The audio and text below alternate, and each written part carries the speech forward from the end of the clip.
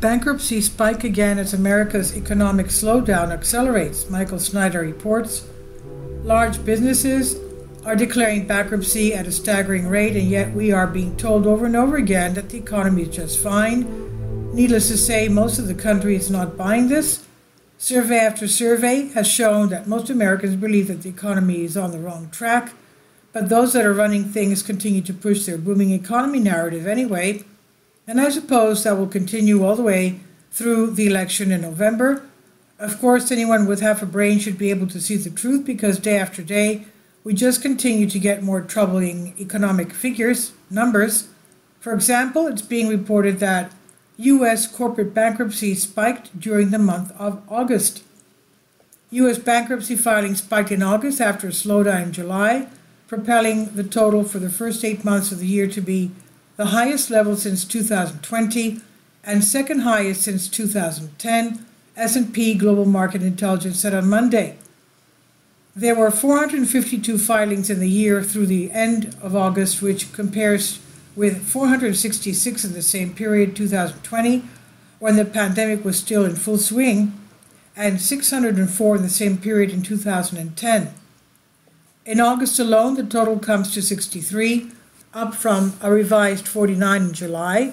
That was the third highest monthly total this year, behind 72 in June and 68 in April.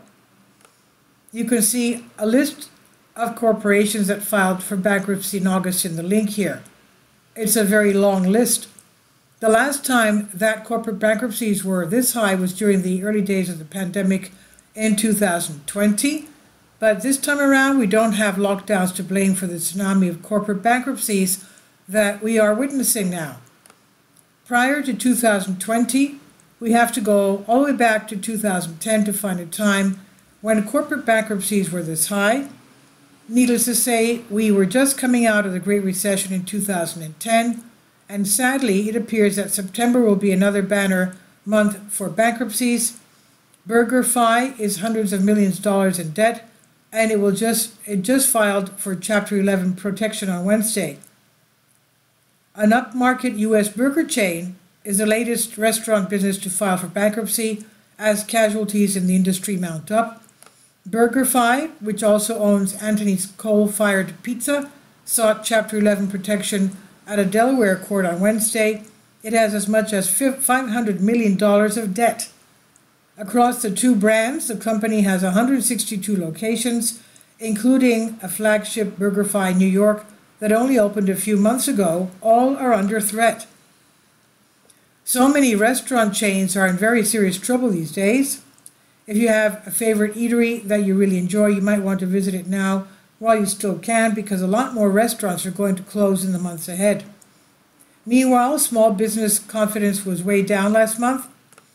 Small business confidence fell in August and reversed the prior month's gains amid growing uncertainty ahead of November 5th presidential election and expectation that sales will be sluggish. The National Federation of Independent Business, NFIB, said Tuesday that a small business optimism index dropped 2.5 points to 91.2 last month. In this economic environment, small businesses are hurting even more than large businesses are. Of course, there is more than enough pain to go around. At this point, most U.S. consumers are really struggling because the cost of living crisis never seems to end. Gas, 46.1% up. Electricity, 30.7% up. Fuel oil, 43.4% up. Airfare, 21% up. Hotels, 49.4% up. Groceries, 21.5% up. Baby food, 29.5% up. K-12 food, 66.2% up. Rent, 22.5% up. Transportation, 32% up. Car insurance, 54.9% up. Overall inflation, 20.3% up. Real average weekly earnings, minus 3.4%. I'm glad that car insurance was included on that list. Over the past few years, car insurance premiums have risen to absolutely absurd levels. A new report published by Insurify, an insurance comparison shopping site, shows the average U.S. rate for full auto insurance surged to $2,329 in the first half of 2024. That makes a 15% increase from 2023 and a stunning 48% spike when compared with 2021. And by the end of 2024, the cost of coverage is expected to rise even further to $2,469 according to the report. The problem is even worse in some states where prices are projected to rise more than 50% this year. What a disaster. We're facing 1970s style inflation at the same time we are facing 2008 style layoffs. Earlier today, I was saddened to learn that UPS has decided to conduct another round of layoffs. Sandy Springs-based UPS is laying off more of its employees after earlier this year announcing it was cutting 12,000 jobs in its management ranks. The company did not specify how many employees are losing their jobs in the latest round of cuts, but said Monday night that the layoffs are part of ongoing efforts since the January announcement of reductions. It was not clear which departments were affected and how many of the cuts might be in the Atlanta area. And apparently close to a third of all Samsung employees in some divisions of the company are about to get the boot. Samsung is starting to lay off staff globally, impacting up to 30% of employees in some divisions by the end of this year, according to three sources familiar with the scope of the layoffs. Reuters reports Wednesday. Sales and marketing departments are reportedly being reduced by 15%, while up to 30% of administrative staff are expected to be laid off. Samsung has about 25,000 sales and marketing staff, according to the report, meaning over 3,700 employees may be included in the layoffs. Our economy has been declining for years. Our standard of living has just kept going down. Bankruptcies have been surging to frightening levels, and large businesses have been conducting mass layoffs.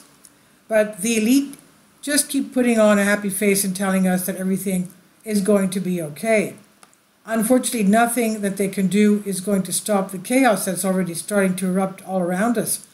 Bad decisions inevitably lead to bad consequences, and we have been making bad decisions for a really, really long time. This is by Michael Snyder on the Economic Collapse blog. Please leave your comments, and thank you for your support. This is by Michael Snyder. About the author, Michael Snyder's extremely controversial new book entitled Chaos is available in paperback and for Kindle on Amazon. He's also written 7 other books that are available on Amazon, including End Times, 7-Year Apocalypse, Lost Prophecies of the Future of America, The Beginning of the End, and Living a Life That Really Matters. When you purchase any of Michael's books, you help to support the work he's doing. You can also get his articles by email as soon as he publishes them by subscribing to his Substack newsletter. Michael has published thousands of articles on the Economic Collapse blog, End of the American Dream, and the Most Important News. And he always freely and happily allows others to republish those articles on their own websites. These are such troubled times and people need hope. John 3:16 tells us about the hope that God has given us through Jesus Christ. For God so loved the world that he gave his only begotten Son, that whosoever believeth in him should not perish but have everlasting life. If you have not already done so, we strongly urge you to invite Jesus Christ to be your Lord and Savior today. Finally, support my Patreon account. The daily posts are 5 videos daily, and they are totally different from what I have on my YouTube channel. Thank you so much for your support and that you find all my content so interesting. You'll find the Patreon account details in the description box below.